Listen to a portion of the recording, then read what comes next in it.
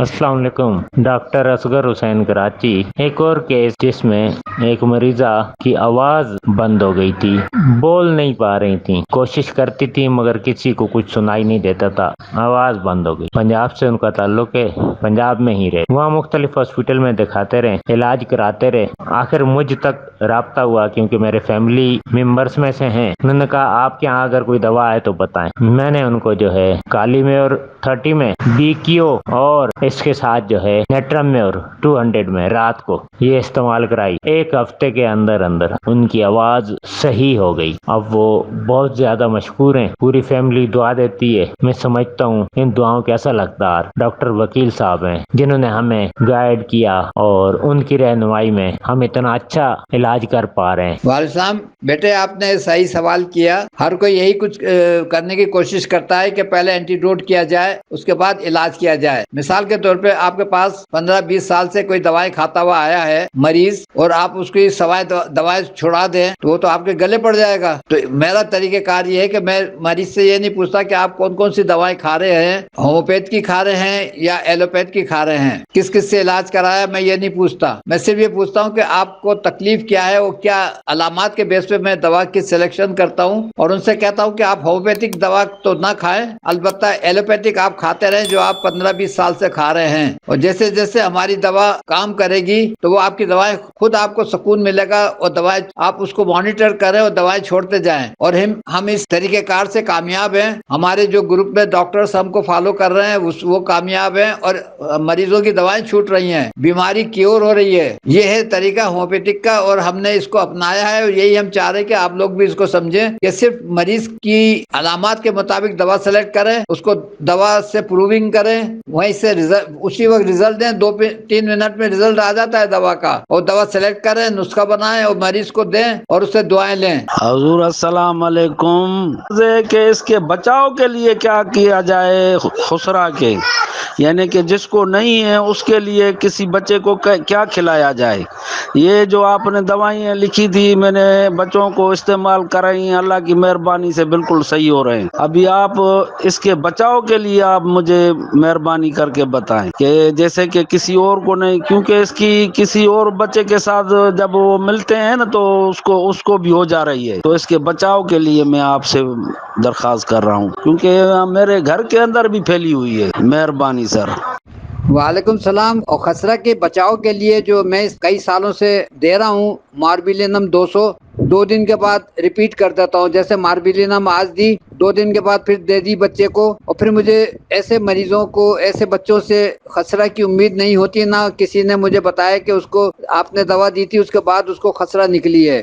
یعنی کہ ماربیلینم 200 ویکسین کا کام کرتی ہے, اور 2 دفعہ دے دیں اس سیزن میں. السلام علیکم ورحمۃ اللہ. سر وکیل صاحب کیسی طبیعت ہے؟ دعا ہے کہ اللہ آپ کو صحت اور ایمان کی بہترین حالت میں رکھے. ڈیئر سر, میں نے آپ کا جو کمبینیشن ہے کیلکولائی کا, گردوں کی پتھری کا, وہ میں نے 2 پیشنٹس کو دیا ہے, اگزارینڈ اور یوری بیتھ. تو درد ان کی جو ہے وہ ختم ہو گئی ہے. تو باقی الٹرا ساؤنڈ جو ہے 1 ماہ کے بعد ان کا کروا کے پھر دیکھیں گے کہ پتھریوں کی کیا پوزیشن ہے. لیکن یہ شکر ہے کہ درد سے انہیں ریلیف مل گیا ہے. تو یہ آپ کا جو کمبینیشن ہے یہ میں نے 2 پیشنٹس پہ آزمایا, اور اس کا ابھی یہ رزلٹ مجھے ملا ہے. دعا گو محمد امجد نسیم, فیصل آباد. نسخے ہاتھ لگنے سے ٹھیک ہے, ہمیں ایک روٹ مل جاتا ہے, لیکن جب تک آپ کو اپنی دواؤں پہ عبور حاصل نہیں ہوگا, یا جو نسخوں میں لکھا ہوا ہے ان دواؤں کو آپ پڑھیں گے نہیں, آپ نسخہ بھی نہیں چلا سکتے. تو میرا مشورہ سب کو یہی ہوتا ہے کہ آپ دواؤں پہ عبور حاصل کریں, دواؤں کو بار بار پڑھیں, اور پھر اپنا دماغ استعمال کریں مریض کے ساتھ, اس پہ غور کریں کہ بیماری کیوں آئی, کہاں سے آئی, اور کیا ہے. اس کے بعد آپ نسخے کو بھی سمجھیں. جتنا آپ دماغ کو استعمال کریں گے اتنا آپ کو کامیابی حاصل ہوگی. بہت بہت شکریہ جناب. السلام علیکم ورحمۃ اللہ وبرکاتہ. قبلہ ڈاکٹر صاحب, وہ میری امی کا مسئلہ ہے, ان کو فالج ہوا تھا 1 سال اور تقریباً 3-4 ماہ ہو گئے ان کو. تو تھوڑا بہت چلتی ہیں, مطلب واکر لے کے اس پہ چلتی ہیں, رائٹ سائڈ پہ ان کو پڑا ہوا ہے فالج, بات نہیں کر رہی. 1 سال اور 4-5 ماہ سے وہ بات نہیں کر رہی.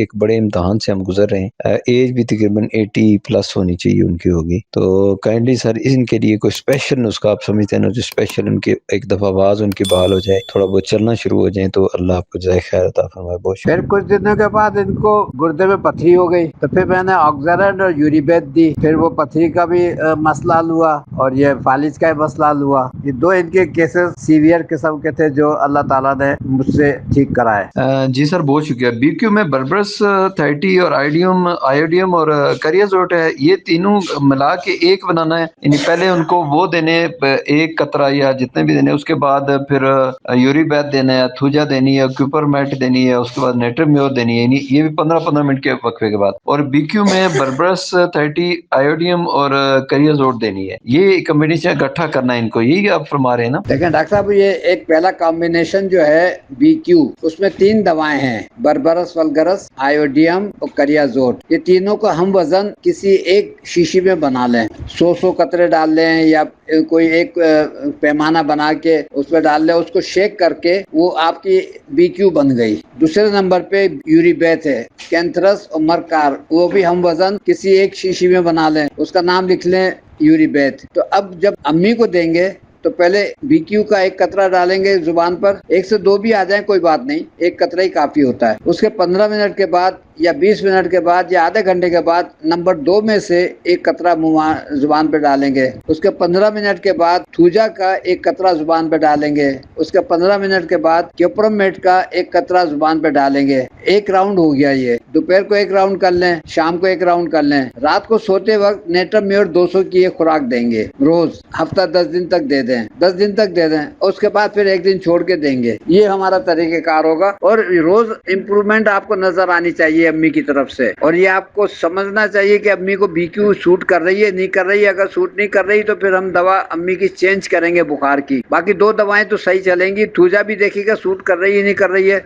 अभी जो आप जब तक दवाएं बनाएं, जब तक आप अम्मी को थूजा और क्यूपरमेट तो दे दें, पहले थूजा दे दें, 15 मिनट के बाद क्यूपरमेट दे दें, जब तक आप कॉम्बिनेशन बनाएं। डॉक्टर साहब ये जरूरी नहीं है कि वो सारे पहले खाने से पहले करें, नाश्ते से। अगर वो मिसाल के तौर पे वो एक दवा खिलाई, आपने दूसरी खिलाई, नाश्ते का टाइम हो गया, आप नाश्ता दे दें, नाश्ते के थोड़ी देर के बाद फिर आप तीसरी खुराक दे दें। इसी तरह दोपहर को भी कर सकते हैं। कोई आपने एक दवा खिलाई, पता चला खाने का टाइम हो गया, आप कोई बात नहीं, खाना खिला दें, खाने के बाद बकाया जो दवाएं वो खिला दें। कोई ऐसा होम्योपैथिक में खाली पेट भरे पेट का भी कोई कंसेप्ट नहीं है। भाई ये ध्यान में रखिएगा, BQ के दिन में 3 दफा कतरे पेट में जाने चाहिए, यूरिबेथ के दिन में 3 दफा कतरे पेट में जाने चाहिए, थूजा के, क्यूपरमेट के, भाई इस तरीके से सुबह दोपहर शाम उनके जुबान पे कतरे डालने हैं। अगर अम्मी को जुबान पे डालना बुरा लगे तो आप हथेली पे डाल के मल सकते हैं या गोलियों में, बारीक गोलियों में बना के दे सकते हैं, ताकि वो मीठी मीठी गोली आराम से मोटी गोली में बना के दे सकते, किसी में दे दे। जैसे आप होम्योपैथिक प्रैक्टिस करते हैं आप वैसे ही चलाएं, कोई ऐसा मसला नहीं है। या जैसे आप मरीजों को देते हैं वैसे ही आप चलाएं। जी अस्सलाम वालेकुम डॉक्टर साहब। डॉक्टर साहब एक पेशेंट है, तकरीबन उनकी उम्र है तकरीबन कोई 35-40 के राउंड बाउंड, तो उसके ना